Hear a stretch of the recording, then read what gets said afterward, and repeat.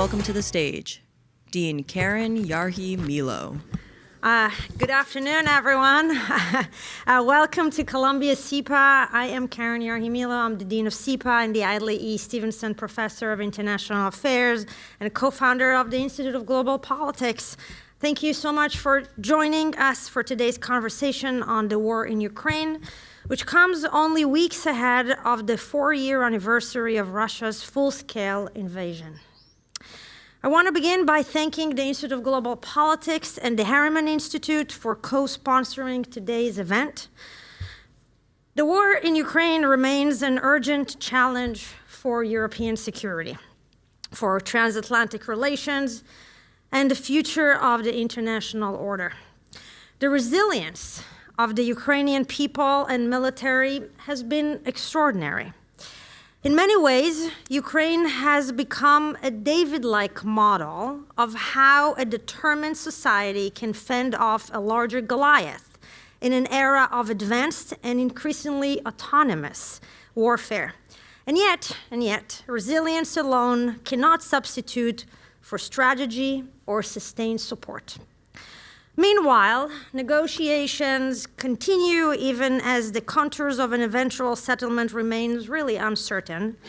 How this war might end and what kind of peace, if any, could endure, these remain open questions.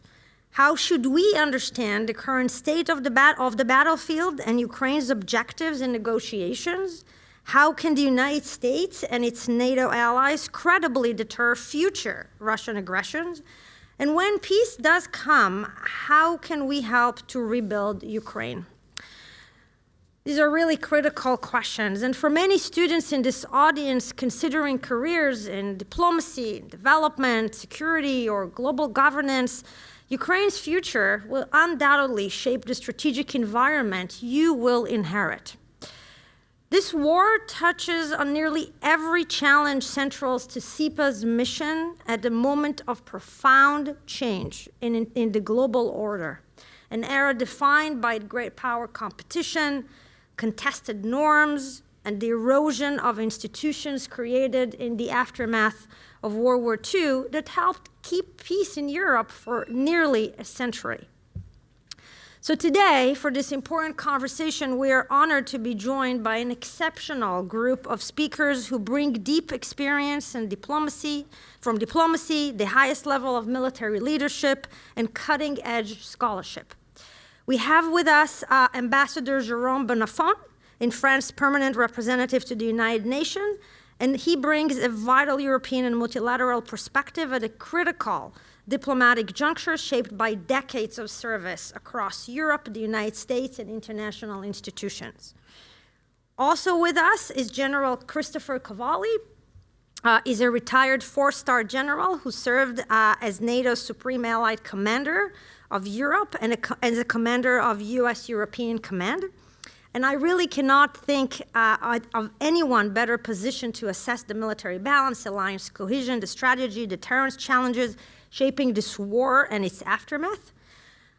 Joining us virtually from Kyiv is Dora Chomiak, who is a Ukrainian-American civic leader and CEO of Razom, and it's a US-based nonprofit overseeing large-scale humanitarian aid, advocacy, and grant-making initiatives to support Ukraine's sovereignty and civil society. And we are proud also to have two of our own colleagues joining us, Professor Timothy Frye, who is the Marshall Schulman Professor of Post-Soviet Foreign Policy here at Columbia, and one of the world's leading scholars of Russian and post-Soviet politics. Also with us is Elise Giuliano, is a senior lecturer in Columbia's Political Science Department and director of graduate studies of the MA program at the Harriman Institute. And today's discussion will be moderated by Ambassador Victoria Nuland, who's also a professor here at SIPA. She has nearly 4-decade career in public service. She served as the Undersecretary of State for Political Affairs, a U.S. ambassador to NATO, and in multiple senior roles shaping U.S. policy towards Europe, Russia, and Ukraine. Toria is now the Shelby Cullum Davis Professor in the Practice of International Diplomacy, and she is the Director of SIPA's International Fellows Program. So before we turn to the panel, it is my distinct honor to welcome someone whose leadership has shaped U.S. foreign policy and transatlantic alliance for decades, and whose commitment to Ukraine and ending the war there has been truly, truly remarkable. Secretary Hillary Rodham Clinton is the 67th Secretary of State of the United States, a former U.S. Senator from New York, a professor here at SIPA. Recently, we co-edited a book, Inside the Situation Room, and we co-founded the Institute of Global Politics. She is the chair of the Faculty Advisory Board. Secretary Clinton, we are deeply, deeply grateful for your leadership and for being with us today. Thank you so much. Thank you. Please welcome to the stage Secretary Hillary Rodham Clinton. Thank you very much, Keren, and it really is a pleasure to be here and to have the opportunity to hear from this distinguished panel. This is the kind of program that the Institute of Global Politics here at SIPA has been holding and promoting over the last several years. It's a place for experts in policy and diplomacy and security to come together to have frank discussions on issues of great consequences. And there certainly is a lot to talk about with where we stand now, almost 4 years since Russia launched their unprovoked, full-scale invasion of Ukraine. If we think back those 4 years, the consensus at the time was that it would be easy for Russia to accomplish its goals in a relatively short period of time. Certainly, Vladimir Putin believed that, but thankfully that goal was thwarted by the bravery of the Ukrainian people. And over these past 4 years, we've seen the Ukrainian government, military, and citizens continue this fight because they know what the stakes are.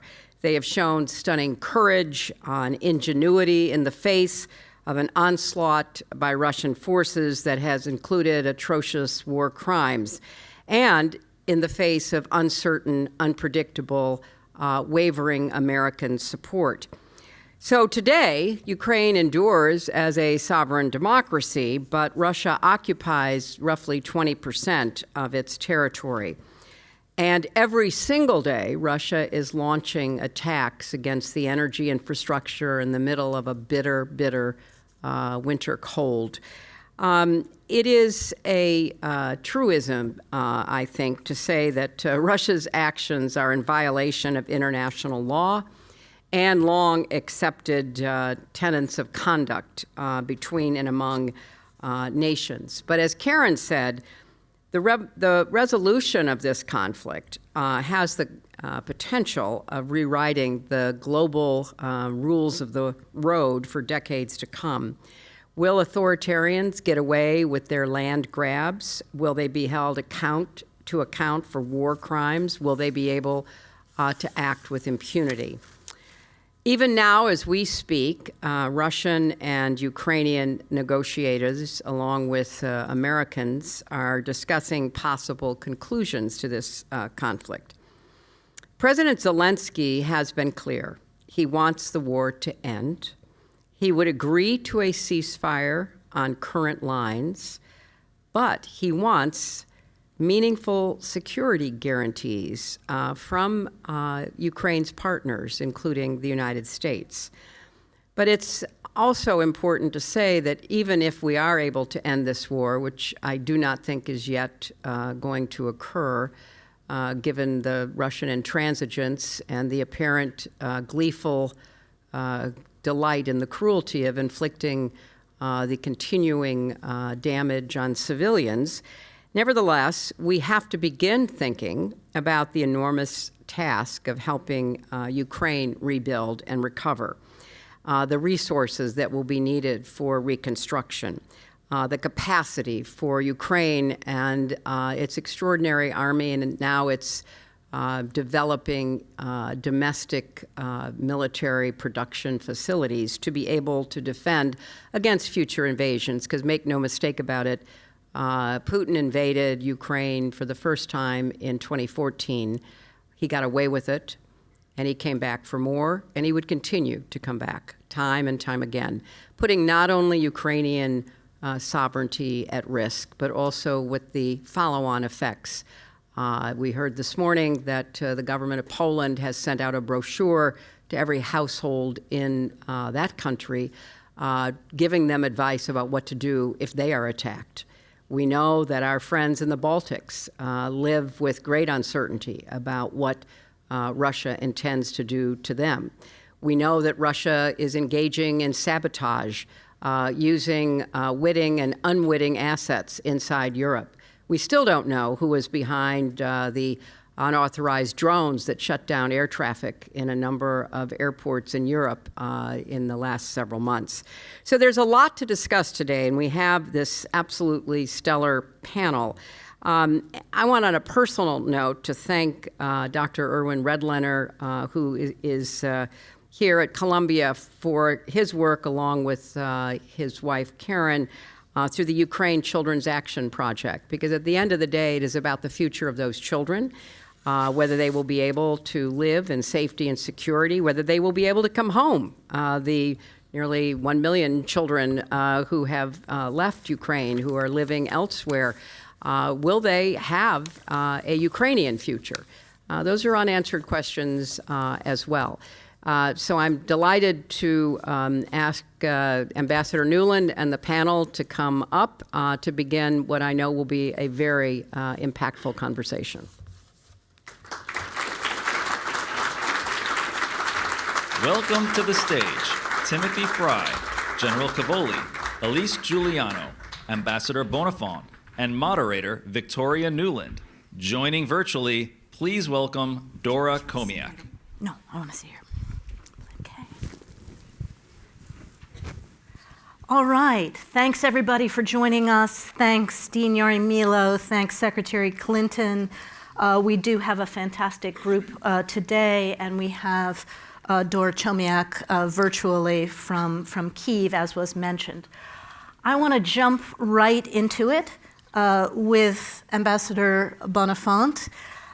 First of all, before I get to the question, I just want to shout out Europe for how strongly it has always supported Ukraine, but particularly in the last year, picked up the baton of economic support, security support, including the recent approval of another $100 billion for Ukraine, which is really, really important.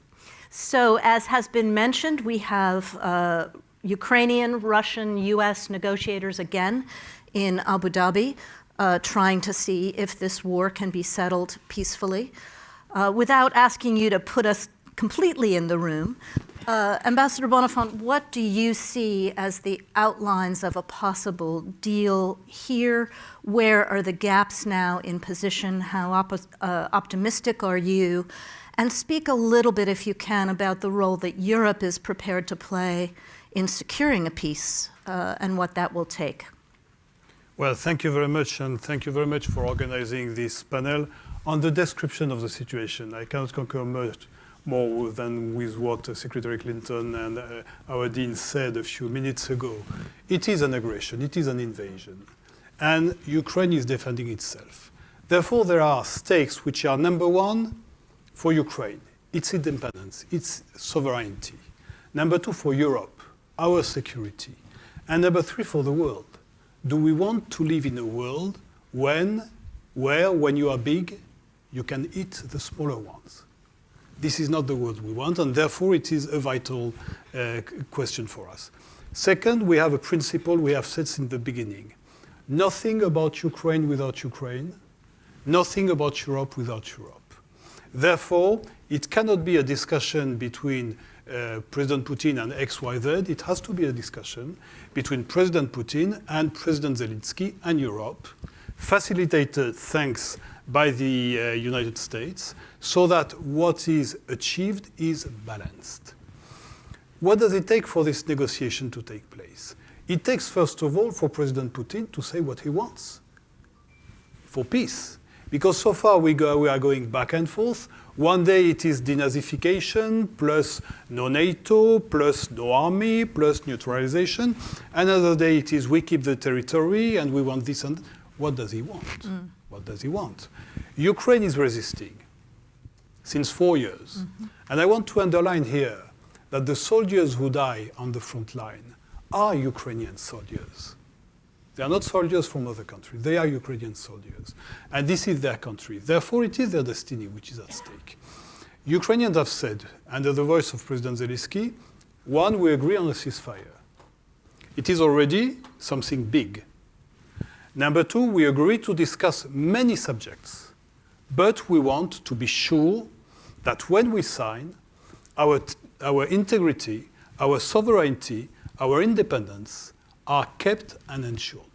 And therefore you have to combine clarity of what Putin is ready to accept and guarantees for Zelensky that what he will sign will be respected and that he has the security that what he signs for the Ukrainian people makes it possible for the Ukrainian people to come back to their country in a peaceful and in a sustainable manner. So what is being discussed now in Abu Dhabi, in Florida, in Washington, in Moscow, within Europe, is of course extremely complicated, but it amounts to that. Can we gather the elements so that if something is signed tomorrow, it will be respected the day after, the day after, the day after? And what is Europe prepared to contribute on the ground or Well, to first of all, Europe is already giving full political support, huge financial support, and very important military support to Ukraine. Now what it is ready to do, and this is what President Macron called with Prime Minister Summer the coalition of the willing, a security guarantee to Ukraine. Which means if Ukraine signs, and we have to build an element of deterrence by which Ukraine will know that if the Russians were not keeping their promise, something very strong would come that would prevent them from aggressing again. And there has two elements to that, an American element, which is to be defined, and a European element, which is being defined right now with several military components ready to be deployed for this thing when the peace is being possible. And may we get to that moment. Thank you for that. Professor Giuliano, I know you're doing a lot of research now on how people are feeling in Ukraine, the political dynamics, what Zelensky can and cannot agree to. Can you, and what the society can and can't tolerate, can you speak a little bit to the research that you're doing and where you think this could go? And potentially, if there isn't a fast peace, the impact for Ukraine. Thank you, and thank you to SIPA for organizing this really interesting panel. I want to start just by saying that we hear a lot about Ukrainian resilience, and it's absolutely the case that Ukrainians have been resilient and continue to be so, but I also think this can be a kind of a very high standard for Ukrainians to live up to. As a concept, because they've been suffering and getting killed for years now. So I just want to preface my comments, which are going to mainly be about some of the polling data that the excellent Ukrainian polling agencies have been able to continue to engage in throughout the war. And this polling data consistently, regardless of which firm is engaged in polling, shows continued support for Zelensky, continued faith that he is the legitimate president of Ukraine. And that matters because there's been Russian disinformation, occasionally picked up by Fox News, claiming that he is illegitimate since he has outlasted his presidential term because of the strictures of martial law.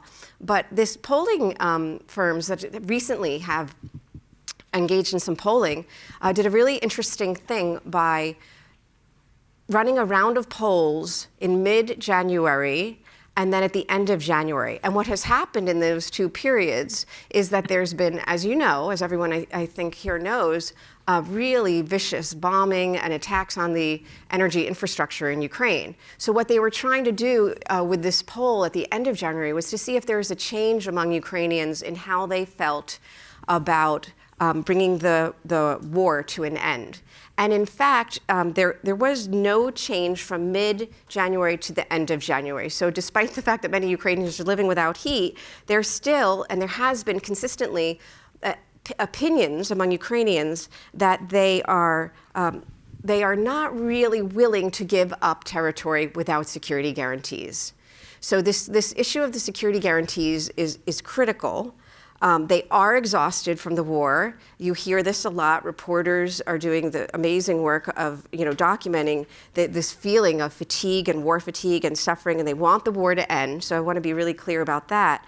But in the most recent poll, 52% said it's absolutely unacceptable to cede all of Donbass, which means including the territories that Ukraine currently controls, in exchange for US or EU security guarantees. So that means there is a growing number of people who say, well, if there are security guarantees, then yes, we're willing to give up territory. And that's a slight change. It's not a massive change. For the past few years, the polls have shown that there wasn't this urge, there wasn't really this feeling that they want to settle, that they want to give up territory. It has increased over the years. There's a greater willingness to give up territory, but again, not without the security guarantees. And you would think that maybe people in the East who are suffering and dying more would be more willing to give up territory, and they are to maybe just a few percentage points. So that's also really interesting, that the people who are suffering most are not willing to give up territory without those security guarantees. So no big appetite for concessions to Russia at this point.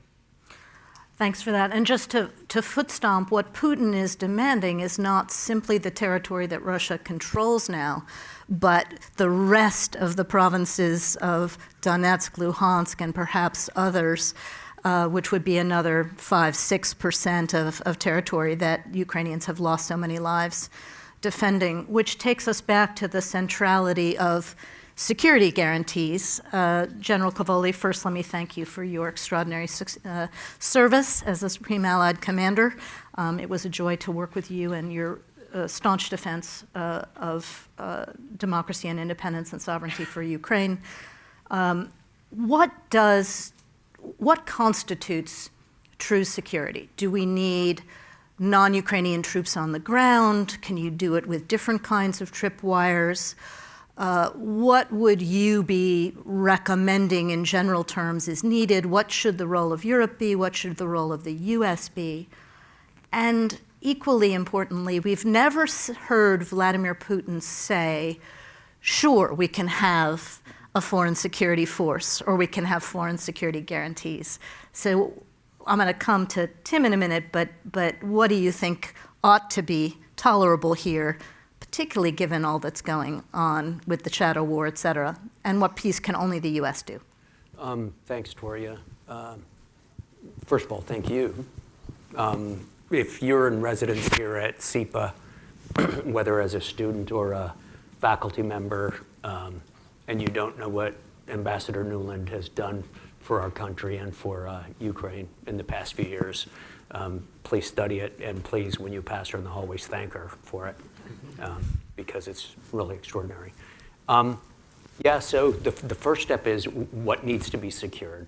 I think in order to be the independent and sovereign state that Ukraine seeks to be and that we want to see, it also needs to be a physically viable state. So for that, they need a few things, and they've needed this over the course of the past several years. They need defensible terrain in the east.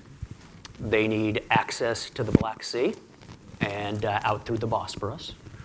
They require agriculture and industrial potential, farmland and factories. They require a capital city that is not immediately under threat. Yeah. And they require that Crimea not be a specific platform from which they can be attacked with impunity. Those 5 things are simply requirements for being a secure state. Any security guarantee has to establish and then hold those things. There are a variety of ways to do that, of course, right? There's diplomatic support, there's economic ties, but of course, in the end, if we're talking about ending a war, there's going to have to be a military component to a security guarantee. And the ultimate security guarantee is a mutual defense compact with a stronger power. This is exactly what Ukraine has asked for in asking for NATO membership. It's what they've implied when they speak about security guarantees from the United States. But it's a big step for other nations to take, right? I mean, you're pledging your own country to the defense of another. So it's a step that so far outside powers have not been willing to take. So what's the next step? The most fundamental thing is for the Ukrainians to be able to protect themselves and defend themselves, and for Ukraine not to be an easily, not to be a layup, right? Attacking Ukraine can't be a layup. I think this is entirely within the realm of possibility. In fact, Ukraine has been demonstrating it for almost 4 years now. Yep. Russia thought they had a gimme, thought that this was going to be an easy thing to do, and it's been anything but. So the Ukrainian strategy for now, during the negotiations, has to be to persist until the Russians, Ukraine has to resist until Russia cannot persist in order to accomplish their goals. I think they're well on the way to doing that, if you want to know the truth. Does it require an outside force on the ground to protect the Ukrainians? Not necessarily. It could. I think it's an important piece of symbolism. I think that the UK and France are leading a very important effort to demonstrate that our European allies are willing and ready to take that step, even though they're doing it in a way that is not going deliberately to provoke the Russians into something bigger. So it's a bit of a fine line that has to be taken. In the end, Ukraine has to be able to defend itself. That's going to require a lot of support from us. While they have a big military right now, and a military that we spend a good deal of time and effort to equip, it is not a homogeneous force. It needs to be rationalized for military reasons and everything. So there's a lot of work to be done to help Ukraine defend themselves. The first step, Ukraine has to be able to defend itself along those 5 characteristics of a physical state that I listed, and I think those are the most important parts. Can you just quickly, the pieces that only the U.S. can do, no matter how much Europe contributes, that you think Ukraine needs to be asking for? Well, I think in private, the Ukrainians have made very plain what things they need. Rather than answer that directly, Ambassador, maybe it's most useful to say what are the things that the U.S. typically brings that others struggle to provide as well. Intelligence, really the ability to collect very specific intelligence and to process it quickly. And to turn it into actionable intelligence. That's really a very important part of what the U.S. brings to any coalition or to the alliance. And it would be an important part of what we were to bring to a situation like this. And then the second thing we bring is the ability to sustain forces in the field for long periods of time. And the third thing we bring is some specific offensive capabilities that it would be a big policy decision to use in a time of need. Air defense, long range, those kinds of things. Yeah. Thanks for that. Professor Fry, you are a longtime student of the Soviet Union, of Russia, of Vladimir Putin. How do you assess what he is asking for? Why he, thinks that if he could just get all of Donbass, that's a success? Would he actually declare a success if he could get those things? And then the security guarantee thing, we've talked about it in various ways. Would this just be a tripwire force, a monitoring force? He's made such a big deal about Ukraine never joining NATO, but you could argue if you had NATO country troops, it's almost more than he would get. What is he capable of saying yes to in this moment? And what do you think also about how this war is affecting Russian society, if you can get to that a little bit? Sure, thanks. I don't speak with him regularly. Yeah, I was going to say, whenever I'm asked these questions, I say I'm not in his brain. I have to caveat that, but what's his email? he doesn't use You email. want to be He inside stays his brain. off the internet. That's one of his key things. So, I think it's important to remember that publicly the war aims have not changed. Yeah. Weak army in Ukraine, get rid of the Zelensky team, and no NATO. The public face is still that the troops continue to make progress on the ground. Maybe it's not as quickly as they would like, but the correlation of forces is in their favor, to use an old Soviet military term. And that they'll simply wear the Ukrainians down, and the West eventually will get distracted. And that's the Kremlin's bet. If we look under the hood a little bit, though, the picture doesn't look so rosy. For example, if you look at public opinion in Russia, Russian public is not willing to cede territories that have already been taken. But by a 2-to-1 margin, Russians, when asked whether you favor negotiations or continuing the war, they favor negotiations. And that's been a considerable increase over the last couple of years. The economy, too, is struggling. For 2 years, there was a boom based on defense spending, primarily from oil funds. This last year, growth has been flat. There's no sense in which there's pockets of economic dynamism going forward. Global energy trends seem to be going against Russia. The sanctions on Lukoil and Rosneft are having an effect. 2 weeks ago, Lukoil asked the Russian government for financial assistance, which is really putting the shoe on, really reversing the situation where before they had been a major contributor to the Russian budget. But now, given the large discount at which Russia is forced to sell oil, they're asking for assistance. And for 7 months in a row, Russian manufacturers have said that their economic situation is declining. So there are forces within Russian society, and let's remember, we often focus on Vladimir Putin, but we need to recognize that he operates in a political context. He needs to get people to do things that they often don't want to do. He has to balance competing interests among security forces and the economic elites. He needs to keep at least, it's much easier to be a popular autocrat than an unpopular one. And this is why there's been such an attempt to keep living standards up, and that's just going to become increasingly different. So all these things, I think, are kind of probably weighing in his mind, but I don't think the sum total of those are enough to get him to decide to end the war on terms that I think many of us would like to see. Now, could Putin spin this as a victory? I think yes. I could write the speech. The whole world was against us, but we have stood up. We've been tested by battle. We're emerging stronger. We're the party that really wants peace, not like the warmongering West. I think many Russian society, would be relieved.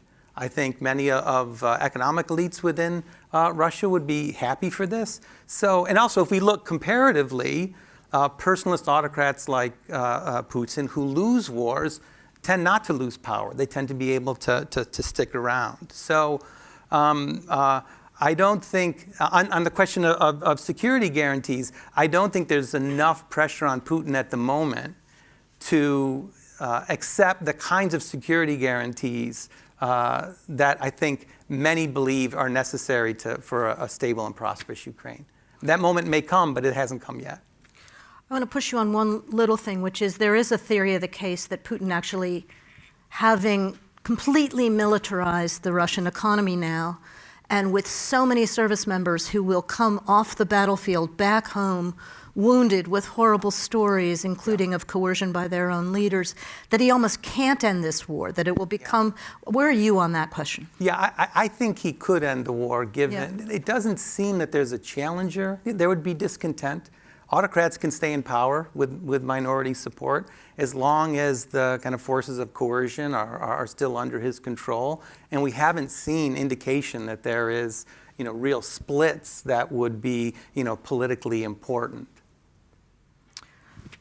Thanks for that. On to Dora Chomiak of Razum. If you all do not know Razum, it is one of the premier humanitarian organizations also organizing the diaspora and helping the people of Ukraine. Thanks for all you do, Dora, and thanks for joining us from Kyiv. So say we get a miracle, either in Abu Dhabi today or 6 months from now. This country has been through the ringer, including this winter. I think one thing that's underestimated is when you think about all of these apartment buildings in Kyiv and in Odessa that are dark. If you live on the 20th floor and you're like 60, 70, 80 and carrying your groceries, I mean, what is going on for average Ukrainians? Yes, on the battlefield, but also on the home front.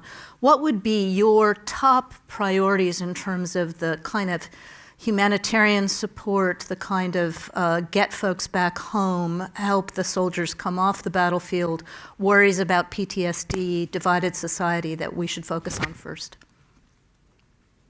Thank you. It's great to be back on campus, albeit virtually here today from Kyiv. And Victoria, I'm glad you talked about the elderly person living up however many flights of stairs of a Soviet-era apartment building, because that is what's happening this week. It's negative 25 degrees Celsius earlier this week, and that's exactly when Putin sent the largest amount of things that explode, since I'm not a military person, 450 drones and 71 missiles in one night attacking the energy infrastructure. So the most urgent thing really is this security for the energy infrastructure so people can live.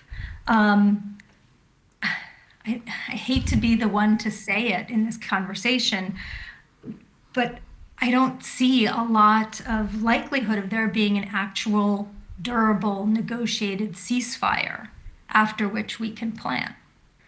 And I think people in Ukraine know that. And when we talk about the resilience of Ukrainians and how people are enduring the cold weather and the snow, what I've been picking up the past few weeks here that I've been working alongside my colleagues in our various offices is really this reframing. Whereas people used to talk about victory, now it's like, well, we got 4 or 5 more weeks of winter. And making it through the winter is a milestone that will show again how committed Ukrainians are to building a country that is sovereign, that is a democracy.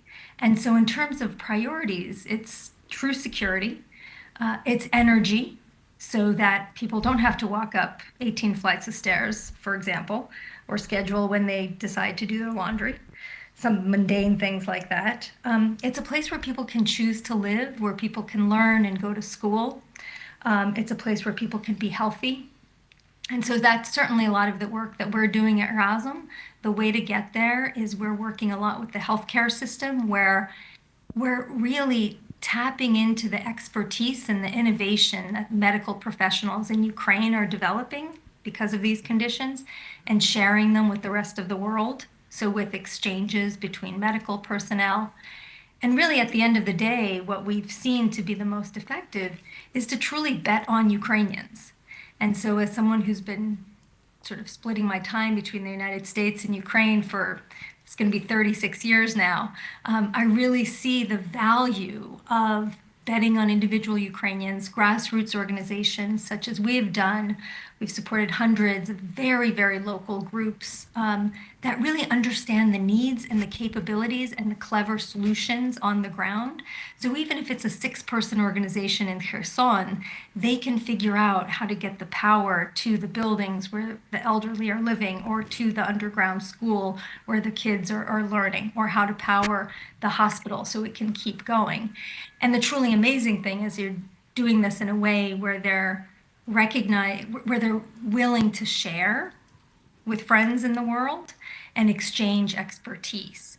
So I think that when we hear about these negotiations and we got to keep working with them, I would encourage us to kind of keep it very real of the people who did not necessarily choose to serve in the Ukrainian military, but who are the ones who are making it possible for me to dial in and join this conversation with you today, and really respect that level of sort of forced initiative as we go through this next wave of process. So it's security, it's energy, education, health, and really civil society that drives all of that Ukraine has shown time and again. And thanks again for underscoring the resilience of Ukrainian civil society. And this war has also deepened the permeation of e-governance across Ukraine, which is Ukraine's now really leading in-house services are provided to people in a way that the rest of the world, I think, can learn from. So there's a lot of leapfrogging here, and I would just have to put in a plug that you understand it very differently if you come here. Yeah. There's a certain, if you're able to travel here and see how people are living and using sort of simultaneously using their phones to do things that in my native New York, I can't get this much done through the DMV, and at the same time not have any power. The contrast is really quite striking. So we'll send Mayor Mamdani to Kyiv at the right moment. We'll be happy to show him around. Exactly. This war has changed everything, not just for Ukraine. I think it's certainly changed everything for Europe. 80 years since we've seen even you and I in our careers living through the Balkan Wars. This is a level above, and the risk that continues, including with Russia's shadow war now on NATO territory, including every one of the major countries in Europe.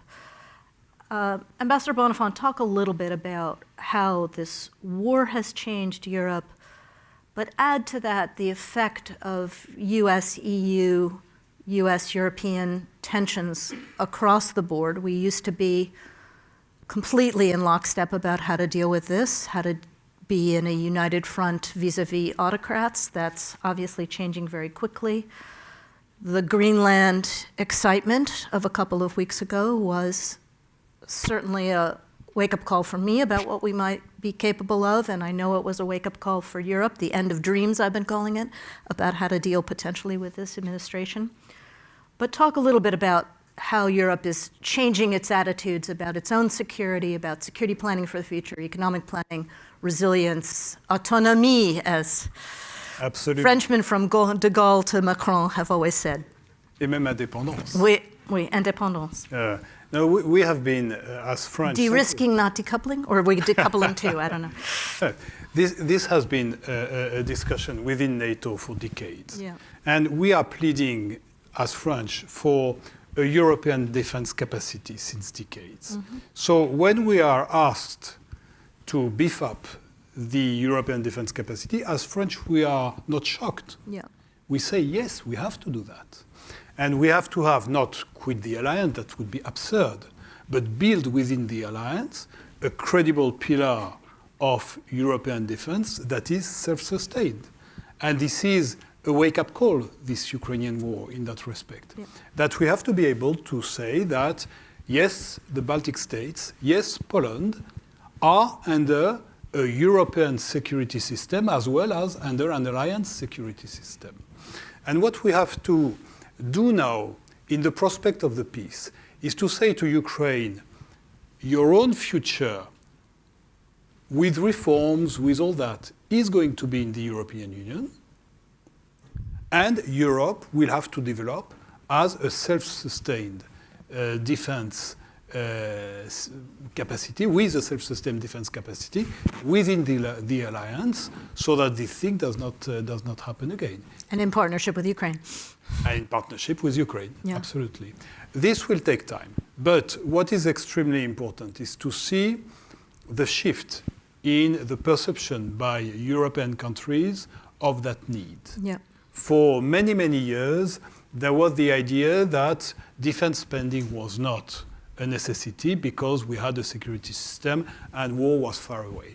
And now, unfortunately, and fortunately at the same time, there is this wake-up call and there is the realization of this necessity within Europe that we have to develop that dimension of our system also. Does it extend to increasing Europe's autonomous nuclear capacity, do you think? We have 2 nuclear powers in NATO.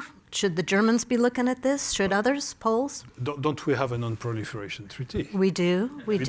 And we are going who to is start. upholding it and who is not? We are going to, and today there is the unfortunate news of the end of the START, Yes. the new START Yes. treaty. So we are entering in a nuclear phase, which is completely new. We have a non-proliferation treaty negotiations in a couple of days starting again. So it is a subject on which we have to be extremely careful. But what is absolutely clear, which the French are saying to the other Europeans, is how do we discuss about the way French deterrence,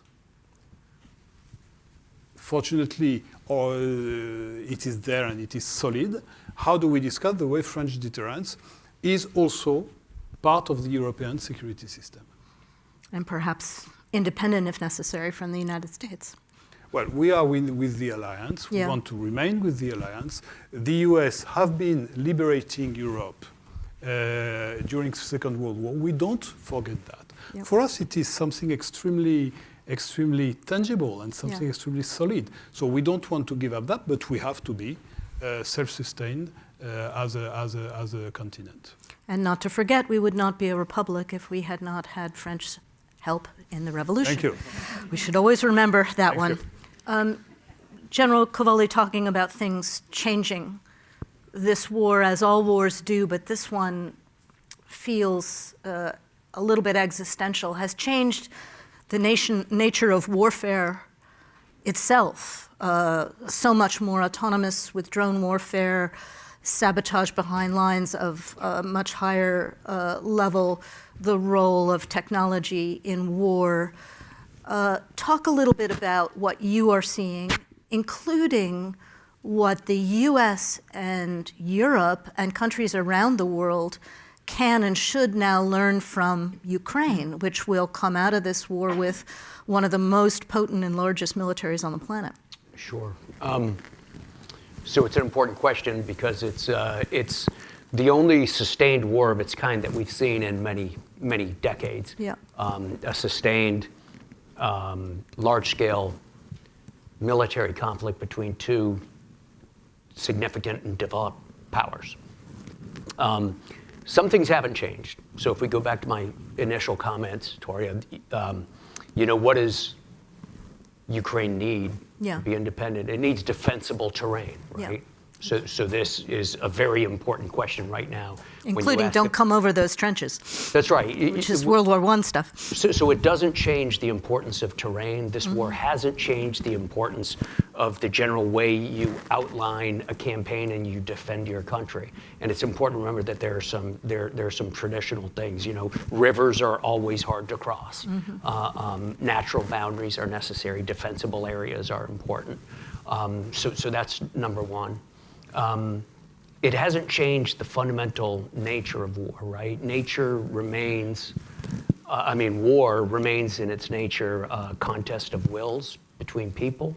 It's full of violence and friction and confusion and anger and other emotions that frequently drive the conflict forward and make it very difficult to terminate a conflict, which is an important thing to remember. It's easy from the outside to look at a conflict antiseptically. It's very hard to look at it that way when you're involved in the conflict. So some things just haven't changed. But some things have changed because people have an unlimited creativity when it comes to finding ways to hurt each other, unfortunately. Yeah. And the main driver of military innovation has always been necessity, not opportunity, but necessity.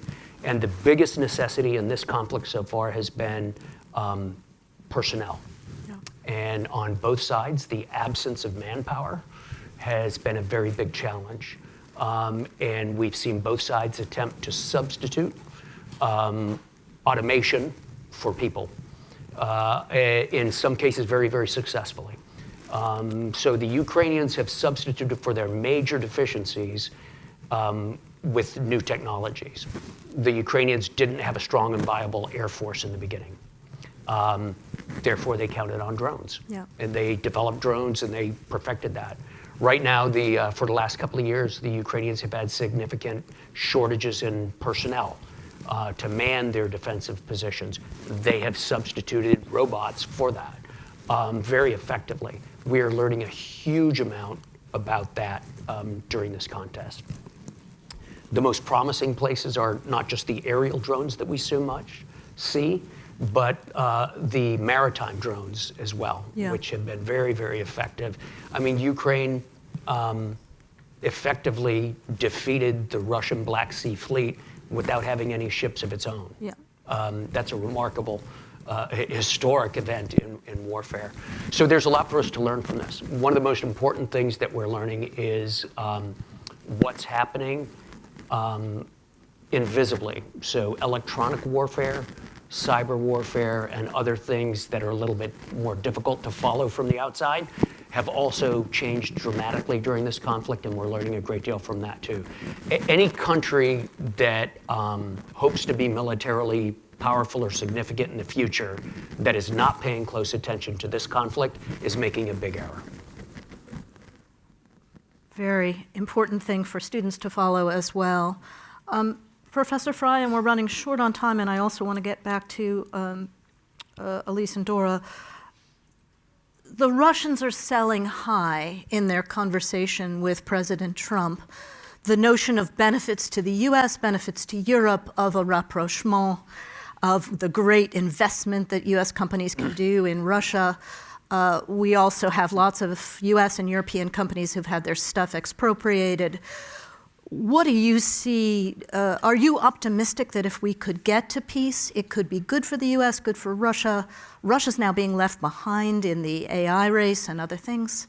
How would you make that case, including on European security and a nuclear future? So I'm generally an optimist, but this is the siren song that I've seen my whole life. Every administration comes in and says, the business opportunities between Russia and the US are going to be the foundation of a great partnership. But Russia's a really difficult place to do business. Even in the good times, even when the economy was doing well, it was very difficult for foreign businesses to do well. And I'm not saying that individual firms, perhaps with political connections, might be able to get deals that are very profitable, but as a basis for building the relationship, it's a challenge. In some sense, we're more likely to be competitors on global energy markets than we are to be partners.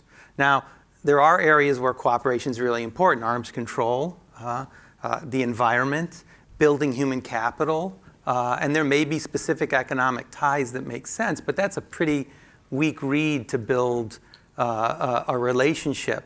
And a lot of what, one thing that is one presumption of the negotiations that I find particularly problematic is the notion that Russia should be able to keep the territory that they've already annexed. And the question is, how much more do they get?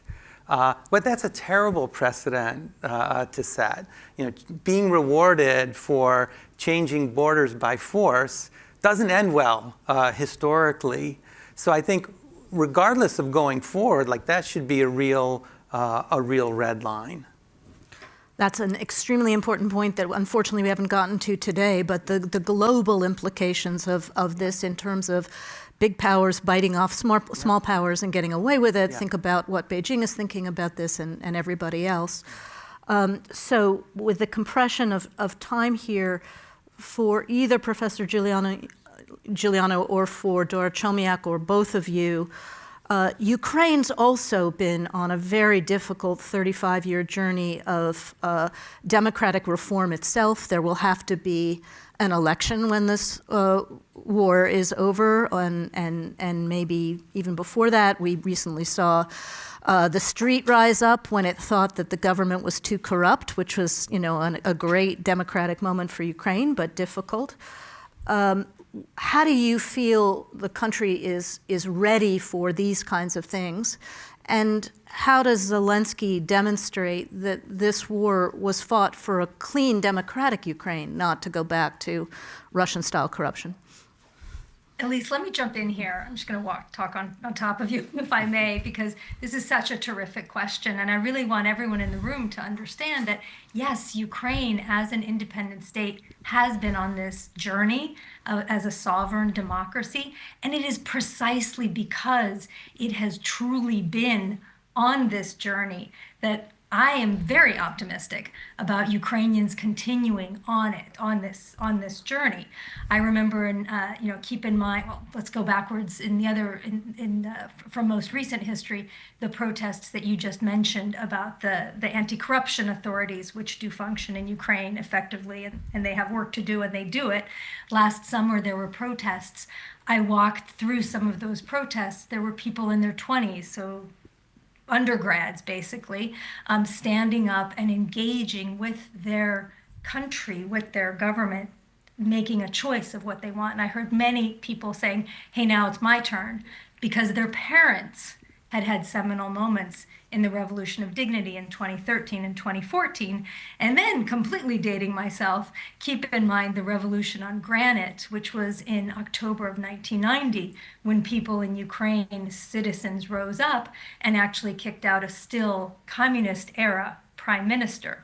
So Ukraine has shown time and time again, through protests, through elections, and now by physically putting their bodies on the line, as the general was just saying, defending the democracy and the kind of country they want to have. And it's exactly that spirit of civic engagement that is the engine of all of this. And again, putting another plug, come visit, see it for yourself. Elise, anything to add?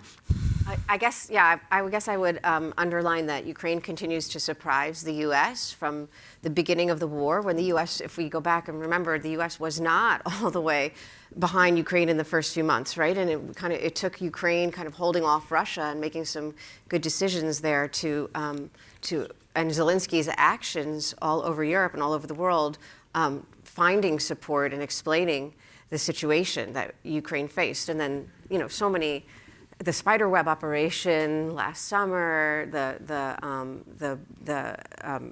the Kursk bridge. There's been a lot of military surprises, but there's also been surprises in the economic sphere in terms of entrepreneurism, in terms of drone development, which I don't think has been mentioned today, right?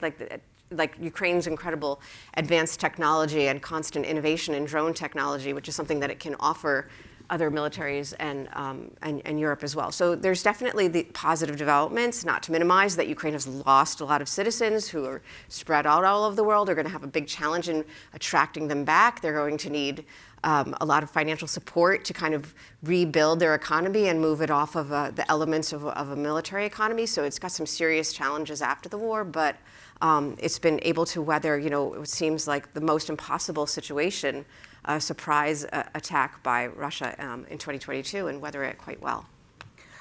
Well, this has been an extraordinary conversation. I want to thank all of you for your insights. I think we are all hoping that this coming period can bring peace, but as we have outlined here, it has to be a just peace, it has to be a secure peace, it has to be an enduring peace, and it has to be a democratic peace, not just for Ukraine, but in our own interest, in the free world's interest, and in the interest of good global governance. Thanks to everybody for joining us today, especially our panel.